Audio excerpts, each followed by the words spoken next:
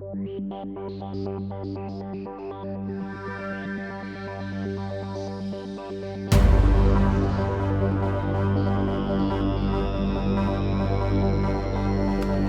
정의 피르타니원의 강재춘 원장입니다. 유독 이 손바닥에 잘 생기는 피부 질환이 있어요. 자, 오늘 그거에 대해서 조금 정리를 해드릴게요. 이 손바닥에 잘 생기는 대표적인 질환은 한포진이죠. 그 다음에 여성분들한테 잘 생기는 주부습진. 그 다음에 이제 접촉성 피부염도 있을 수 있고요. 그 다음에 이제 손바닥이 딱딱해지는 수장 각화증. 그 다음에 이제 손바닥에 땀이 나는 사람들 있잖아요. 수장 다한증. 이렇게 한 5가지 정도를 크게 요약해 볼 수 있습니다. 그런데 좀 궁금하지 않으세요? 왜 손바닥으로 이 염증성 질환, 피부 질환이 잘 생길까요? 바로 그는 이유가 있습니다.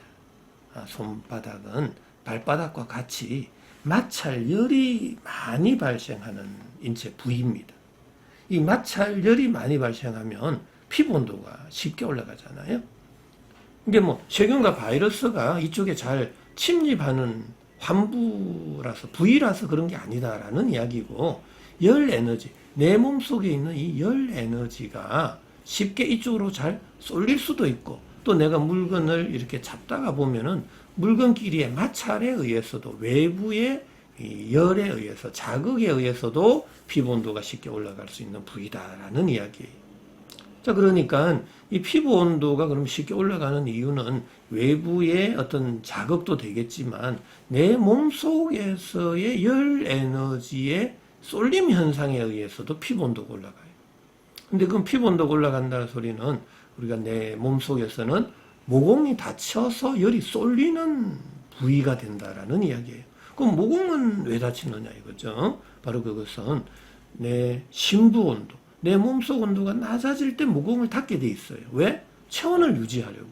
내 심부 온도, 뇌를 포함한 오장육부의 온도가 47도일 때 세포는 가장 정상적인 일을 할 수 있거든요.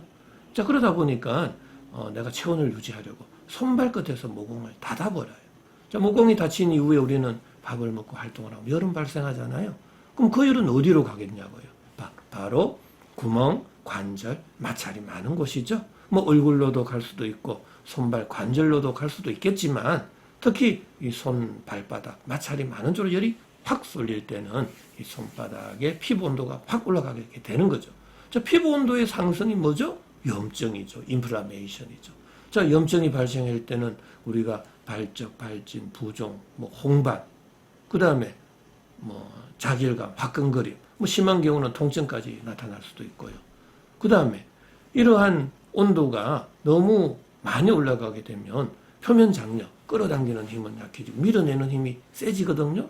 바로 그때 수포, 농포와 같은 윤기성의 증상이 생길 수 있죠. 바로 그게 한포진처럼 나타날 수 있는 거고요. 주부습진도 마찬가지죠. 발진이라든지 뭐 이런 게 다 나타나고요. 뭐 또 화학약품에 접촉이 될 때 접촉성 피부염이 될 수도 있다라는 이야기입니다.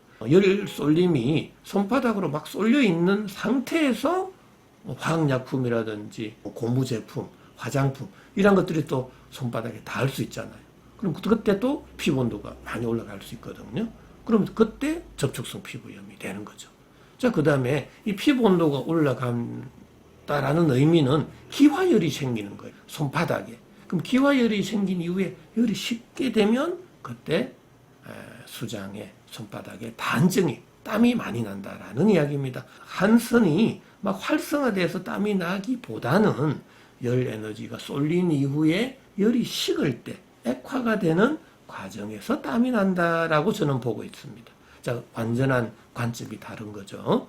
자, 그 다음에 마지막으로 이 피부 온도가 올라가면 손바닥에 우리가 표면 장력, 끌어당기는 힘은 약해지고 밀어내는 힘, 응력이 세지거든요. 자, 환부에 있어서는 이 양쪽에서 고무줄을 잡아당기는 현상과 같아지는 게 생길 수 있단 말이죠. 바로 고무줄이 단단해지잖아요. 탱탱해지잖아요. 바로 조직도 단단해진다, 각화가 된다, 경화가 된다. 바로 손바닥에서의 각화증이 생길 수 있다라는 이야기입니다. 자, 너무나 쉽지 않습니까? 한포진, 주부습진, 접촉성 피부염, 수장 각화증, 수장 다한증. 너무나 쉽게 이해가 된다고요. 자, 이것은 바로 세포열 에너지 대사적인 관점, 인체 물리학적인 관점, 생화학적인 관점, 바로 피레토 세라피적인 관점에서 설명드리니까 우리 구독자 여러분, 시청자 여러분들도 그냥 너무나 쉽게 이해될 수가 있다라는 이야기입니다. 자, 이러한 그러면은 손바닥에 여러 가지 피부 질환을 어떻게 치료해야 되죠? 당연히 열 쏠림을 없애줘야죠. 열은 왜 쏠렸죠? 모공이 다쳐서. 그래서 모공을 열어줘야 되고요. 열이 쏠린 부위의 피부 온도는 낮춰줘야죠. 자, 피부 온도 낮추고 모공을 열어주려고 하면 반드시 이 낮아져 있는 몸속 온도가 올라가야 줘야 됩니다. 그렇지 않고 피부 온도를 낮춘다고 아이스팩을 대면 모공이 다쳐버리고요. 모공을 열려고 사우나를 가면은 피부 온도가 올라가요. 자, 이게 쉽지 않습니다. 그래서 반드시 이 3대 치료 원칙, 낮아져 있는 몸속 온도는 끌어올리고 높아져 있는 피부 온도는 낮추고 닫혀져 있는 모공을 열어줘야 된다라는 이야기. 자, 이러한 세 가지 치료 원칙에 준하는 또 치료 방법을 강구하면 근본적인 치료가 되는데 그 방법 중에는 4가지로 저는 제시를 하죠. 한방에 약물요법, 식이요법, 생활요법, 운동요법. 그렇게 저는 강추를 하고 있습니다. 운동도 적극적으로 운동하시고 땀도 좀 많이 내주시는 게 좋고요. 뭐 수영을 한다거나 추운 데서 운동하는 것은 조금 조심을 해주셔야 됩니다. 생활 자체, 환경도 굉장히 중요하겠죠? 뭐 깨끗한 환경, 공기 좋은 환경에서 살아야 되는 것은 맞는데 항상 내가 거처하는 공간의 온도도 따뜻하게, 잠을 잘 때도 따뜻하게 주무시는 걸 원칙으로 해주셔야 되고요. 식이요법도 중요합니다. 어떤 음식을 먹어야 될지, 안 먹어야 될지에 대한 그 기준이 명확하셔야 됩니다.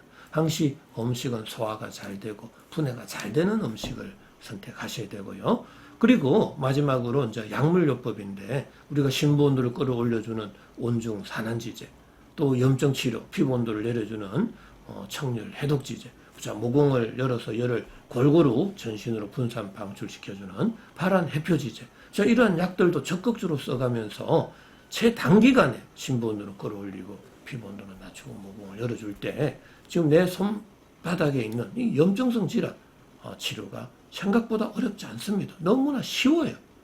적극적으로 해주신다라면 뭐 그동안에는 참 치료가 어렵다라는 생각을 많이 하시는 분들이 있을 거예요.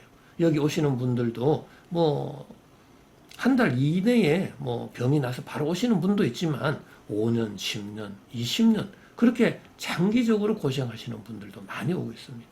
자, 아무쪼록 이 치료 방법이 정확해야 근본적인 치료가 된다라는 이야기입니다. 자, 오늘도 건강한 하루, 피부병 없는 하루 되시기 바랍니다.